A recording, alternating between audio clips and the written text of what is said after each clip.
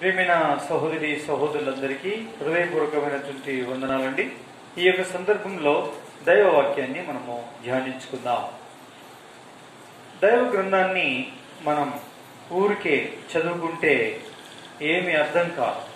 అందుకే దైవ గ్రంథమును పరిశీలించి చదువుకోవాలి, ధ్యానపూర్వకంగా చదువుకోవాలి. తర్వాత మనం విన్న వాక్యమును కూడా తలపోసుకొనుచు ధ్యానించుచు ఆయన సన్నిధానంలో మనం ప్రార్థన చేసుకున్నట్లయితే అందులో విన్న వర్తమానంలోనే అనేక నూతనమైనటువంటి విషయాలను మన హృదయానికి గోచరము కలిగించి మన తలంపుకు తీసుకుని వచ్చి ప్రభు మనల్ని ఒక నూతనమైన విధానంలో ఆయన మనల్ని ఆదరిస్తాడు, ధైర్యపరుస్తాడు. కాబట్టి పిల్లరా, మనం ఎప్పుడు కూడా మర్చిపోకూడదు. దైవ గ్రంథమును ధ్యానించేది కానీ, దైవ గ్రంథమును ధ్యానించి విచారణపూర్వకంగా మరి చదవడమే కానీ, ఆ తర్వాత విన్న వర్తమానాన్ని తలపోసుకొనుచు భద్రము చేసుకునే విషయంలో మనం తప్పిపోకూడదు, నిర్లక్ష్యంగా ఉండకూడదు. ఎంతగా మన హృదయం అట్టి వాక్యము చేత నింపబడితే అంత మేలు, అంత క్షేమం, అంత ఆశీర్వాదం. అందుకే దైవ గ్రంథాన్ని ధ్యానపూర్వకంగా మనము ధ్యానించుకోవాలి. చూడండి, మనం ఈ దినం ఎస్తేరు గ్రంథం 2వ అధ్యాయంలోని కొన్ని సంగతులు మనము చూద్దాం. చూడండి, 9వ వచనాన్ని నేను చదువుతాను. చదువు వచ్చినటువంటి వారు, ఇక్కడ కూర్చున్నవారు, ఈ వర్తమానం వినేటువంటి వారు అందరూ కూడా మీ దైవ గ్రంథాన్ని తీసి చదువు వచ్చిన వారెవరు చదవడం మంచిది. చూడండి, ఆ చిన్నది అతని దృష్టికి ఇంపైనది కనుక ఆమె అతని వల్ల దయ పొందింది. కాబట్టి ఆమె పరిమళ క్రియల కొరకైన వస్తువులు, ఆమెకు కావలసిన భోజన పదార్థములను, రాజు ఇంటిలో నుండి ఆమెకి ఎదగిన 7 ఆడపిల్లలను అతడు ఆమెకు త్వరగా ఏర్పరిచి ఆమెను ఆమె చెలికత్తెలను అంతఃపురములో శ్రేష్టమైన స్థలమందుంచాను. గమనించండి, ఈ వచనములో ఇంత క్రితం మనం ఏమేమి చూసాము అంటే, పరిమళ క్రియల కొరకైన వస్తువులు, దయ పొందిన విధానమును, తర్వాత భోజన పదార్థములను ఎలా రాజు ఏర్పాటు చేసి ఇచ్చాడో వాటినన్నిటిని కూడా చూస్తూ వచ్చాను. అయితే ఇప్పుడు ఏం చూడబోతున్నామంటే, ఆమెకు ఇయ్యదగిన 7 ఆడపిల్లలు అతడు ఆమెకు త్వరగా ఏర్పరిచాడు. గమనించండి, ఎవరిమే అంటే ఎస్తేరు. ఎస్తేరు అనేటువంటి ఈమె మరి అహస్వరోసరు రాజు కొరకు అనేక మంది కన్యకలతో పాటు రాజుకు సముఖములో కనపరిచినప్పుడు ఆయనకు నచ్చిన వారిని రాణిగా చేసుకోవడం కొరకు సిద్ధపరచడానికి హేగే అనే ఆయన వశము చేయబడి సిద్ధపరచబడుతున్నారు. చూసారా, మనము కూడా లోకములో నుంచి పోగు చేయబడి క్రీస్తు యేసు సువార్త ద్వారా మనము రక్షింపబడి క్రీస్తు స్వరక్తమిచ్చే సంఘములో మనం సమకూర్చబడ్డాం. ఎందుకు సమకూర్చబడుతున్నాం? ఎందుకు సమకూర్చబడ్డాము అంటే, ఒకానొక దినం మనం వెళ్ళినా, ఒకానొక దినం ప్రభువే ఈ లోకంలోనికి వచ్చిన మనము ఎత్తబడినప్పుడు ఆయన మనని చూసినప్పుడు ఎవరి యందు ఆయన ఆనందించునో వారిని తన పరమ గృహంలో చేర్చుకుంటాడు. చేర్చుకోవడం కొరకు మనమందరం పోగు చేయబడ్డాం. కాబట్టి ఆయనకు ఎవరైతే ఇష్టం పుట్టించువారుగా ఉంటారో, ఆయనకు నచ్చిన వారుగా బ్రతికి జీవిస్తారో, సిద్ధపడతారో, అట్టి వారిని ఆయన పరమగృహంలో చేర్చుకుంటారు. చూసారా, ఆయనతో కాపురం ఉండే ఆధిక్యతను మనకు అనుగ్రహిస్తాడు.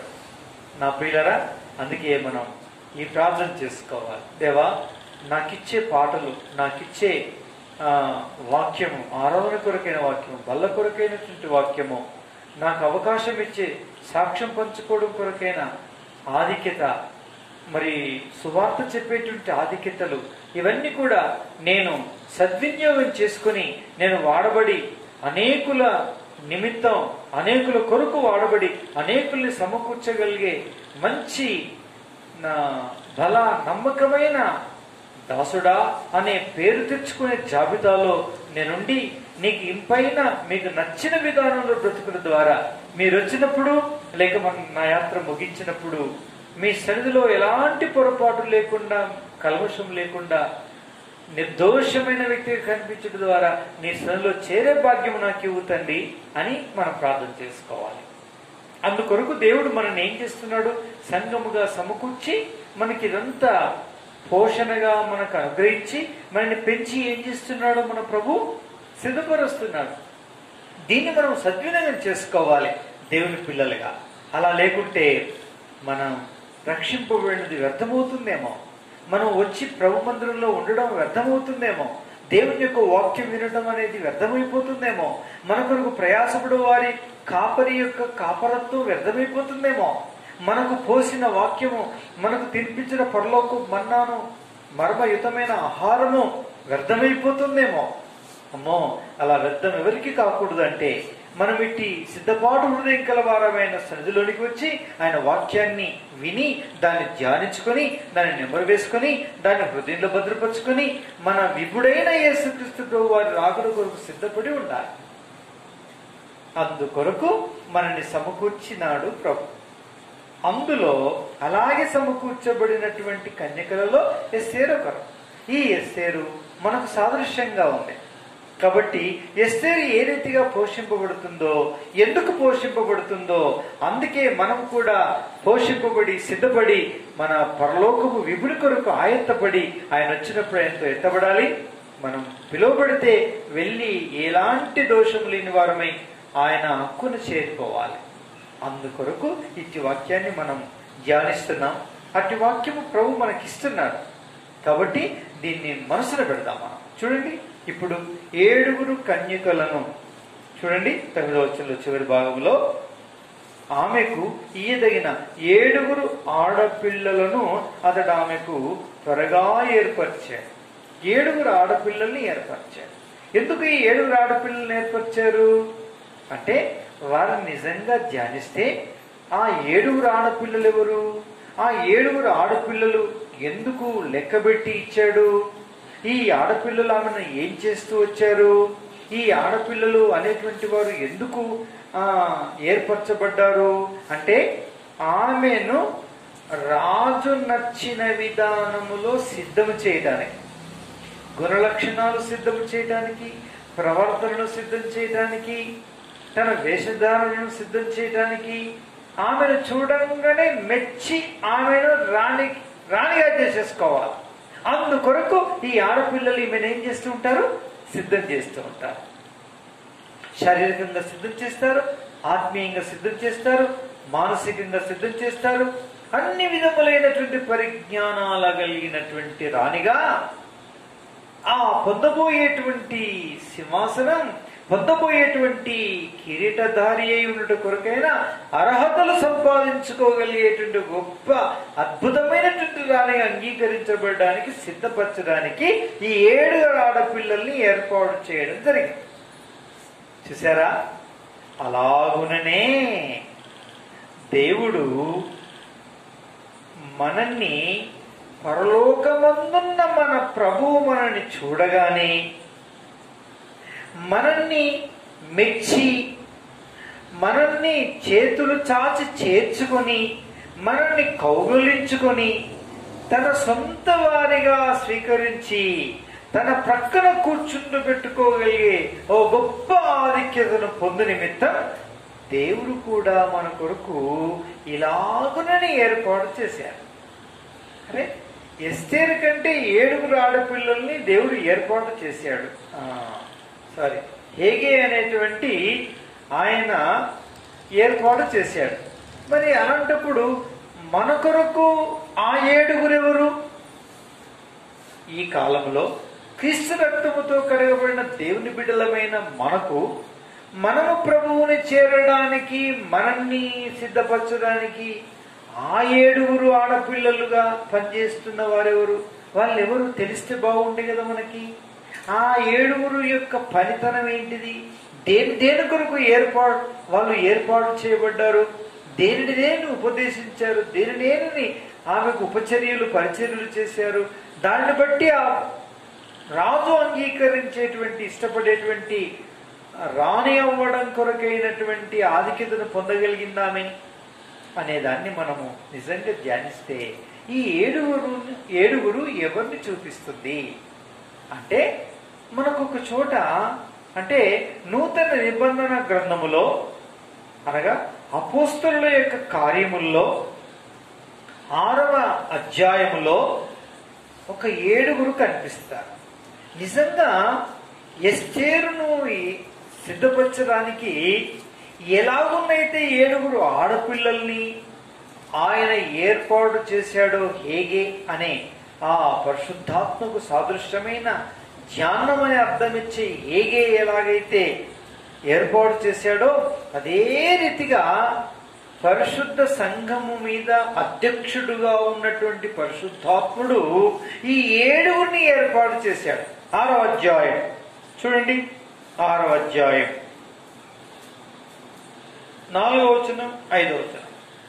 అయితే మేము ప్రార్థనందు వాక్య పరిచర్యందును ఎడతెగయుందుమని చెప్పి ఈ మాట జన సమూహం అంతటికి ఇష్టమైనందున వారు విశ్వాసముతోను పరిశుద్ధాత్మతోను నిండుకొనిన వాడైన స్టెఫెన్, ఫిలిప్, ప్రోకోరు, నికానోరు, తీమోను, పర్మెనాసు, యూదుల మత ప్రవిష్టుడును అంతియొకయవాడును అవు నికోలస్ అను వారిని ఏర్పరిచినారు. ఎవరి కొరకు ఏర్పరిచారు? సంఘములో పరిచర్య చేయటానికి, సంఘానికి పరిచర్య చేయటానికి ఈ 7 ఏర్పాటు చేయడం జరిగింది. చూసారా? ఇప్పుడు 7 ఆడపిల్లలైన ఎస్తేరుకి ఏర్పాటు చేసిన వారు క్రీస్తు స్వరక్తం ఇచ్చి సంపాదించిన సంఘాన్ని సిద్ధము చేయటానికి, ఆ పరలోక విపుడైన యేసుక్రీస్తు ప్రభువారు అంగీకరించడానికి ఎవరిని ఏర్పాటు చేశాడు? పరిశుద్ధాత్ముడు, అధ్యక్షుడైన పరిశుద్ధాత్ముడు సంఘం మీద. అంటే ఎవరిని ఏర్పాటు చేశాడంటే ఈ 7 మన కొరకు ఏర్పాటు చేశాడు. ఈ 7 ఎవరెవరు అంటే, ఇక్కడ స్టెఫెన్, ఫిలిప్, ప్రోకోరు, నికానోరు, తిమోను, పర్మెనాసు, నికోలాసు అనేటువంటి వారిని నికోలాస్ అనువారిని ఏర్పాటు చేయడం జరిగింది. చూసారా? అంటే అర్థం ఏంటి? వీరు ఏం చేశారు మరి? అమ్మో, వీరు ఒక్కొక్కరు ఒక్కొక్క దాంట్లో స్పెషలిస్ట్ అండి. వీళ్ళు ఆ దేంట్లో స్పెషలిస్టులు అని మనం ఒకవేళ యోచిస్తే, మనము ధ్యానిస్తే, వాళ్ళు దేనిలో ప్రవిష్టులో. ఇప్పుడు చూడండి, ఇక్కడ కరీంనగర్లో యాకే దగ్గరికి పోవాలయ్యా అని అంటారు. అరే యాకే దగ్గరికి అంటున్నావు డైరెక్ట్, నీకేం తెలుసు అంటే, అరే నీకు వచ్చిన ప్రాబ్లము యూరిన్ ప్రాబ్లం కదా, అంటే కిడ్నీ ప్రాబ్లం కదా. ఆయన కిడ్నీలో స్పెషలిస్ట్ అయిన కాబట్టి, కిడ్నీ స్పెషలిస్ట్ అయిన కిడ్నీ డాక్టర్ ఆయన కాబట్టి, కిడ్నీ డాక్టర్ దగ్గర యాకే దగ్గర వెళ్ళాలని చెప్పేస్తారు గుడ్డిగా. అందరూ తెలుసా తెలియదా? తెలుసు. ఒకవేళ హార్ట్ అటాక్ వచ్చింది అనుకోండి, వెంటనే చెప్పే మాట ఏంటంటే అబ్బా కైలాస్ దగ్గరికి వెళ్ళాలండి అంటారు. ఎందుకు చెప్పండి? ఆయన గుడ్డెకు స్పెషలిస్ట్.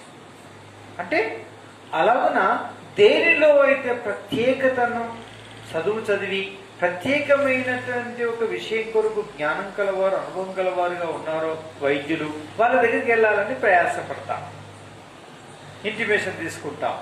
వెంటనే మనకి ఇన్ఫర్మేషన్ ఇస్తారు, మనకు సలహా ఇస్తారు, మనల్ని పంపిస్తారు. అంతేనా కాదు? మనకు తెలియకపోయినా మన ఊర్లో ఉండేటువంటి స్థానిక వైద్యులు మనల్ని పంపిస్తారు, అంబులెన్స్ ఏర్పాటు చేసి ఎమర్జెన్సీలో. చూసారా?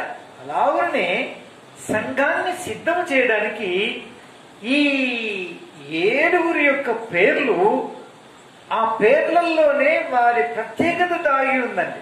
వారి ప్రత్యేకత దాగి ఉంది. ఆ ప్రత్యేకత దాగి ఉన్నటువంటి ఆ పేరుకు తగిన ప్రత్యేకతతో వారు సంఘమును ప్రత్యేకంగా దాని కొరకు సిద్ధపరచువారై ఉన్నారు. ఈ 7 అవసరమే. మళ్ళీ 7 అవసరమే. 7 మళ్ళీ ఒక్కొక్క దాని కొరకు ఒక్కొక్క ప్రత్యేకత కలిగినటువంటి వారు పిల్లరవి ఆత్మీయంగా సిద్ధపరచడానికి. చూసారా? అయితే ఎస్తేరు కొరకు 7 ఆడపిల్లలను ఏర్పాటు చేసినట్టు సంఘము కొరకు పరిశుద్ధాత్ముడు 7 పరిచారకుల్ని దేవుడు ఏర్పాటు చేశాడు. ఆ ఏర్పాటు చేసిన వాళ్ళలో మొదటి వాడు ఎవరు అంటే స్టెఫెన్. ఎవరండి? స్టెఫెన్. స్టెఫెన్ ఎందుకు మొట్టమొదలుగా ఏర్పాటు చేయడం జరిగింది? స్టెఫెన్ యొక్క స్పెషాలిటీ ఏంటి, ప్రత్యేకత ఏంటి? ఆయన పేరులోనే ఉంది అర్థం. ఏంటో తెలుసా? స్టెఫెన్ అంటే కిరీటము అని అర్థం. ఏమని అర్థం చెప్పండి, చెప్పాలా మీరు? కిరీటం అని అర్థం పిల్లరా. కిరీటం అనే అర్థం ఇచ్చేటువంటి ఒక అద్భుతమైనటువంటి వ్యక్తిని పరిశుద్ధాత్ముడు ఏర్పాటు చేశాడు.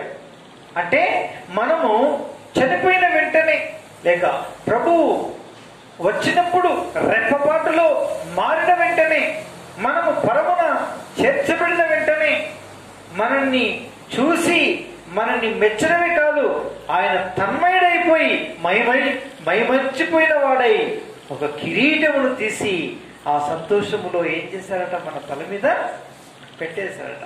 అదే పని జరిగింది. ఎక్కడ చెప్పండి? ఎస్తేరు గ్రంథంలోకి వెళ్దాం రండి. ఎస్తేరు గ్రంథం 2వ అధ్యాయం 17వ వచనం చదవండి ఒకరు. 17వ వచనం చూడండి ఏం జరిగిందో. చూసారా? ఎంత అద్భుతమైనటువంటి మాట, ఎంత ఆశ్చర్యకరమైనటువంటి మాట. ఏంటో 2వ అధ్యాయం 17వ వచనం లేక 16-17. ఈ ప్రకారం ఎస్తేరు రాజైన అహష్వేరోషు ఏలుబడి 7వ సంవత్సరమున ఏబేత్ అను 10వ నెలలో రాజనగర్లోనికి అతను ఎదుకు పోగా స్త్రీలందరికంటే రాజు ఎస్తేరును ప్రేమించెను. కన్యకలందరికంటే ఆమె అతని వలన దయాదాక్షిణ్యములు పొందెను. చూసారా? వెంటనే ఏమైందో చూడండి. అతడు రాజ్య కిరీటమును ఆమె తల మీద ఉంచి ఆమెను వస్తీకి బదులుగా రాణిగా నియమించెను. రాజు దగ్గర నుంచి వచ్చిన ప్రతిస్పందన ఏంటో తెలుసండి? ఎస్తేరును చూసిన వెంటనే దయా దాక్షిణ్యములు కలగడమే కాదు,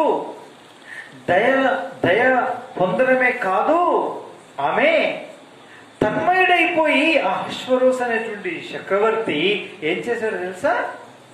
కిరీటము తీసి తన తల మీద పెట్టాడు. కిరీటదారురాలుగా చేసినాడు పిల్లారా. ఆమె యొక్క గుణలక్షణాలు, ఆమె యొక్క అందము, ఆమె ముఖములో నుంచి వచ్చేటువంటి అద్భుతమైనటువంటి గ్లో ఏదైతే ఉందో, ఆ మహిమాయుతమైనటువంటి కాంతిని చూసినటువంటి రాజు తాను తమాయించుకోలేక తను మొట్టమొదటి చేసిన పని ఏంటంటే కిరీటం తల మీద పెట్టి రాణి అని ప్రకటించేశారు. చూసారా? అమ్మో, ఈ మొదటి ఆడపిల్ల భలే జ్ఞానవంతురాలు. చూడండి ఏం జ్ఞానవంతురాలు తెలుసా? అమ్మా, నీవు మొట్టమొదలు ఇప్పుడు రాజనగరులో రాజదర్బార్లో అడుగు పెట్టిన వెంటనే నువ్వు పొందబోయేది ఏమిటో తెలుసా అమ్మా? రాజుకు నచ్చిన విధానములో ఉండేటువంటి వ్యక్తివిగా ఒకవేళ నువ్వు కనిపించావంటే మాత్రం మొట్టమొదలు కలిగేటువంటి పరిణామం ఏంటో తెలుసా? ఆయన ఏమి చేస్తాడో తెలుసా నీకు? నిన్ను మెచ్చి వెంటనే కిరీటము తీసి నీ తల మీద పెట్టి రాణి అని ప్రకటించేటువంటి కార్యక్రమం జరగబోతుంది అని చెప్పేసింది. మొదట ఆడపిల్ల, ఆ పిల్ల పేరు ఇక్కడ లేదు, కానీ అపోస్తల కార్యములు 6వ అధ్యాయంలో ఉంది. అంటే ఎవరు? స్టెఫెన్. ఎవరండి? స్టెఫెన్. అంటే ఎస్తేరుకు ఇచ్చిన 7 ఆడపిల్లల్లో మొదట ఆడపిల్ల నేర్పించిన నేర్పేమిటంటే, రాజు హృదయాన్ని మనము చురగొనినట్లయితే, ఆయన హృదయాన్ని రంజింపచేసినట్లయితే, ఆయనకు నచ్చిన విధానములో మనం ఉండగలిగితే మనము పొందేది మొట్టమొదలు ఏమిటి అంటే కిరీటమును. రాణి అనే స్థానాన్ని సంపాదించుకోగలము అనే ఉపదేశము చేసింది. అందుకు అనుగుణ్యమైన విధానంలో తనకు చర్యలన్నీ నేర్పించింది, మాటలన్నీ నేర్పించింది, వైఖరి నేర్పించింది. తన యొక్క గుణలక్షణాలన్నీ కూడా ఎలా సంతరించుకోవన్నో వాటికి తగిన విధానములో ఆమెకు అన్నిటినీ ఉపదేశించింది పిల్లారా. అలాగే సిద్ధపడింది. ఎవరు? ఎస్తేరు. చూసారా? కాబట్టి ఎస్తేరుకు నిర్ణయించబడిన 7 ఆడపిల్లల్లో మొదటి ఆడపిల్ల ఏ కిరీటాన్ని గురించైతే బోధించి ప్రబోధించిందో, నేటి దినమున్న క్రీస్తు స్వరక్తం ఇచ్చి సంపాదించిన సంఘం అనబడేటువంటి మనకు పరిశుద్ధాత్ముడు మనకు ఏమిటి గురించి బోధించమని ఏ పరిచారకుణ్ణి మనకిచ్చాడు అంటే, స్టెఫెన్ అనే పరిచారకుణ్ణి దేవుని యొక్క సంఘానికి ఇచ్చాడు. పిల్లల ధన్యుల వాక్యవర్తలు అంటే మనం ఏం పొందవలసిన వారము? మరణం తదనంతరం మొట్టమొదలు ప్రక్రియ ఏం జరగబోతుంది? కిరీటం పొందేటువంటి ఒక అద్భుతమైనటువంటి మన విపుడైన పరలోకపు మన క్రీస్తు యేసు ప్రభు వారి యొక్క హృదయాన్ని చొరగొనిన వారికి ఈ పరిణామం జరగబోతుంది. ఏమి పరిణామము? కిరీటం పొందేటువంటి కార్యక్రమం జరగబోతుంది పిల్లరా. అందుకే నా ప్రియ సహోదరి సహోదరులారా, ఎస్తేరు ఏ రీతిగా సిద్ధపడిందో, కిరీటాన్ని గురించి ఎలా ప్రబోధించబడిందో, ఆ రీతిగా నేటి దినములో ఉన్నటువంటి దేవుని యొక్క సంఘం కిరీటాన్ని పొందబోయే దాని కొరకు ప్రబోధించబడవలసినదైనది పిల్లారా. ఈ దినం మనకు ప్రభు ప్రబోధిస్తున్నాడు పరిశుద్ధాత్ముని ద్వారా. ఎందుకు అంటే మనం ఏం పొందాలి? ప్రభు ఇచ్చే కిరీటమును పొందవలసిన వారు. చూసారా? ఏం కిరీటం? ఆ కిరీటం బంగారము చేత చేయబడి, రత్నాల చేత, వైడూర్యాల చేత, వజ్రాల చేత పొదిగించబడి అతి విలువైనటువంటి ఒక అద్భుతమైనటువంటి కిరీటమును తయారు చేపించి పెట్టినాడే. ఎవరు? అహష్వరోస్ అనే రాజు. ఆ కిరీటము ఎస్తేరు పొందింది. అయినా ఆ కిరీటాన్ని గురించి అపోస్తలుడైన పౌలు అంటాడు ఏమంటాడు చూడండి. 1 కొరింథీ 9వ అధ్యాయం 25వ వచనం చదవండి ఒకరు. 1 కొరింథీ 9వ అధ్యాయము 25వ వచనాన్ని చదువుదాం. మరియు పందెమందు పోరాడు ప్రతివాడు అన్ని విషయములలో మితముగా ఉండును, వారు క్షయము కిరీటం పొందుటకును, మనమైతే అక్షయ కిరీటమును పొందుటకును మితముగా ఉన్నాము. అయ్యో, ఇంత కష్టపడి ఇన్ని రోజులు సిద్ధపడినటువంటి ఎస్తేరు పొందిన కిరీటమును అపోస్తలుడైన పౌలు చెప్తున్నాడు క్షయమైపోయేదే. అది ఏమైపోయేది? బంగారం లక్క తినేది, అరిగిపోయేది, కరిగిపోయేది, దొంగిలించేది. అలాంటి కిరీటాన్ని ఆమె పొందింది. అది కాదు మనం పొందబోయే కిరీటం. అక్షయమైన కిరీటం పొందుట కొరకై మనము సిద్ధపడనై ఉన్నాము అంటాడు. చూసారా? మరి శ్రేష్టమైన కిరీటం పొందనై ఉన్నాం మనం. అదే చెప్పాడు. స్టెఫెన్ యొక్క జీవిత చరిత్ర, ఆయన సాక్ష్యం, ఆత్మావేశుడై తాను పలికిన మాటల యొక్క అంతరార్థం, సారాంశం ఏంటంటే, అక్షయమైన కిరీటం పొందుల కొరకు ఎవరు ప్రయాసపడకూడదు, కానీ క్షయమైపోయేటువంటి నశించే బంగారముతో చేయబడినటువంటి కిరీటం పొందుల కొరకై ఎవరు ప్రయాసపడకూడదు, కానీ అక్షయమైన నశించిపోని కళ ఏమాత్రము పోని వినాశనము కానీ దొంగ చేత దొంగిలించబడినటువంటి ఒక అద్భుతమైనటువంటి అక్షయమైన కిరీటం పొందుల కొరకే మనందరం సిద్ధపడవలసిన వారమై ఉన్నాము అని హెచ్చరించాడు. ప్రియమైనటువంటి వల్ల ఆ కిరీటంను గురించి స్టెఫెన్ వివరించాడు. ఇదేం కిరీటం? అక్షయమైన కిరీటం. ఎస్తేరు పొందింది నశించిపోయేది. మనము పొందబోయే కిరీటం నాశనము కాని, వినాశనము కాని, కలమారని విలువ తక్కువ కాని దొంగకు చిక్కని ఒక అద్భుతమైన కిరీటం పొందనైనాం. అదే కిరీటం పేరు అక్షయమైన నశించని కిరీటం మనం పొందనైనాం. అది పొందవల్లంటే మనం ఏం కావాలి? అన్నిటిలో మితముగా ఉండవలేను. అన్నిటిలో ఎలా ఉండాలి? అమితంగా నిద్రపోయాం అంటే ఎక్కువ నిద్రపోయాం. కడుపు నిండుగా కాదు, గొంతుకొచ్చే వరకు తిన్నాం అనుకోండి. మసలు రాదు, మెసలు రాదు, మోకాళ్ళ మీద అసలే ఉండరా, 4 అడుగులు వేయలేవు, మత్తు వస్తుంది, నిద్రపో, ప్రార్థన ఉండదు, వాక్యం ఉండదు, అసలు ఆత్మీయమైన స్పర్శనే ఉండదు. చెవులు ఉబ్బుతాయి, ముక్కులు ఉబ్బుతాయి, కళ్ళు ఉబ్బుతాయి, చెంపలు ఉబ్బుతాయి, ఒళ్ళంతా ఉబ్బుతా ఉంటుంది. కూర్చుంటే లేవలేవు, లేస్తే కూర్చోలేము, గబుక్కన 4 అడుగులు వేయలేము. అలాంటప్పుడు మన దేవుడు మన కొరకు మన ముందుంచినటువంటి పరుగు పందెంలో, పరిగెత్తాల్సిన పందెంలో నీతిగా నిజాయితీగా జీవించాల్సినటువంటి జీవితంలో జీవించగలమా? జీవించాలి. వృధా అయిపోతుంది, వ్యర్థమైపోతుంది. చూసారా ఎంత దారుణమో? ఫెయిల్ అయిపోతాము. మనం పొందాల్సినటువంటి ఆ మహిమ కిరీటమును, అక్షయమైనటువంటి ఆ కిరీటమును మనం పొందాలంటే మనం అన్నిట్లలో మితంగా ఉండాలి. అన్నిట్లో ఎట్లా ఉండాలా? మితంగా ఉండాలి.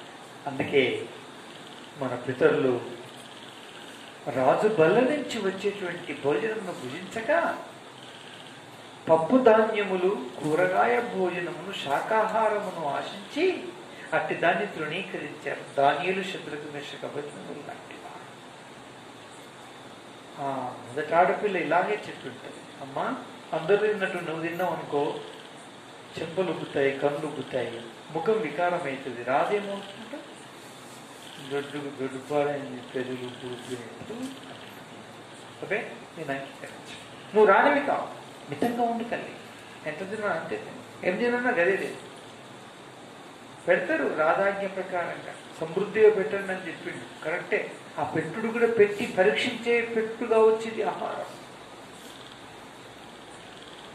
ఎంతో రుచికరమైన భోజ్యములను పెట్టి మనం పరీక్షిస్తాడేమో. లెక్క పత్రం లేకుండా దొరికిందల్లా తినేసేసి, ఎదురొచ్చిందల్లా తినేసేసి రూపం కోల్పోతే నిన్ను రాజు ఏం చేయడు? రానిగా స్వీకరించడేమో. నీ మీదికి కిరీటం రాదు, నీ తల మీదికి. అమ్మో, ఆ కిరీటం పోగొట్టుకుంటావు. జాగ్రత్త సమా, మితముగా ఉండు. నిద్ర మితముగా పో. మాటలు ఎక్కడైనా జారిపోతాయేమో, ఎవరైనా పరీక్షిస్తున్నారేమో, అది తీసుకుపోయి పర్యవేక్షకులను కూడా వారు ఆ వార్తను అందిస్తారేమో. అలాంటప్పుడు నువ్వు దోషురాలవుతావు సుమా. నీ మాటలు మితంగా ఉండాలి. పరలోకపు దేవుడికి మితముగా కనిపించాలి. నీ ఆహారపు అలవాట్లు మితముగా ఉండాలి, నీ మాటలు మితముగా ఉండాలి, నీ చూపులు మితముగా ఉండాలి, నీ తలంపులు మితముగా ఉండాలి, నీ ఆలోచనలు మితముగా ఉండాలి. అందరూ కోరుకున్నట్టు విస్తారమైన కోరికలు కోరుకుంటే, కోరికల పుట్ట ఓ రాజా, అది నీ ఇంటికి వచ్చిన అంటే నీ కొంప ముడుతుంది ఆయన అని ఒకరు చెప్పారనుకో, నిన్ను అంగీకరించకపోవచ్చేమో. కోరడం తప్పు కాదు, తప్పే. అట్లా కోరినావని అమితమైన కోరికలు కోరేది అది అనే సంగతి సమాచారం రాజు దగ్గరికి పోతే, ఒకవేళ నిన్ను అంగీకరించకపోతే ఎట్లా తల్లి? అన్నిట్లలో మితముండు అని ఆ మొదటి ఆడపిల్ల అన్ని విషయాలు ఏం చేసిందమ్మా? బోధించింది. ఎవరికి? కిరీటం పొందడానికి మితం అనేది ప్రాముఖ్యం అని చెప్పేసింది. స్టెఫెన్ అదే చెప్పాడు, సంఘానికి అదే చెప్తున్నాడు. ఓ విశ్వాస లోకమా, ఆహారము చేత, ఐక్య విచారము చేత, ధన మోసముల చేత మీరు మీ మనసు మందగిల్లదై, సోమరి పోతులై, ప్రార్థన చేయని వారై, స్థూల కాయులై, మెడలు తిరగని వారై, కూర్చుంటే లేవలేని వారై, లేచి కూర్చోలేని వారై, ఏమాత్రము కూడా వీలు కాని అమితమైనటువంటి ఆహారమును తిని భయంకరంగా ఒలు చేసి ముఖాల మీదకి రావడానికి కష్టమైపోయి, సువార్త ప్రకటించడానికి ఇష్టమైన వ్యక్తులైపోయి, మందమతులైపోయి జీవిస్తే, మీరు మందమతులని ప్రభువుకు తెలిస్తే, ఆ ప్రభు రాకడలో మీరు వినకపోతే స్వరం, కడబూర శబ్దం వినకపోతే, మీరు ఎత్తబడకపోతే, ఎత్తబడినప్పటికీ మీ విధమైనటువంటి సాక్ష్యం సరైనది కాకపోతే, మితమైన వారు మీరు కాదు, అమితులు వీళ్ళు, ఎదురొచ్చింది ఏది పోగొట్టుకోలేదు ఓ రాజా అని మన పరలోకమందున్న మన ప్రియకుమారుడైన యేసుక్రీస్తు ప్రభు వారన్న మన ప్రియప్రభువుకు తెలిసిందంటే మనం రిజెక్ట్ చేయబడతామేమో, మనం ఆ కిరీటం కోల్పోతాం అని స్టెఫెన్ ఏమన్నాడు? అన్నిటిలో మితముగా ఉండండి, అప్పుడు మీరు కిరీటం పొందుతారు. అది ఏం కిరీటము? అక్షయమైన కిరీటం, నశించని కిరీటం మీరు పొందుతారు అని చెప్పాడు. ఎంత మంచి మాట చూశారా నా ప్రియ సహోదరి సహోదరులారా. అందుకే ప్రభు దగ్గర మనం ఏం చేయాలి చెప్పండి? ప్రభు యొక్క సన్నిధానంలో ఏం చేయాలి? ప్రభు దగ్గర మనం ఏం చేయాల్సిన వారు? క్షమాపణ కోరుతాం.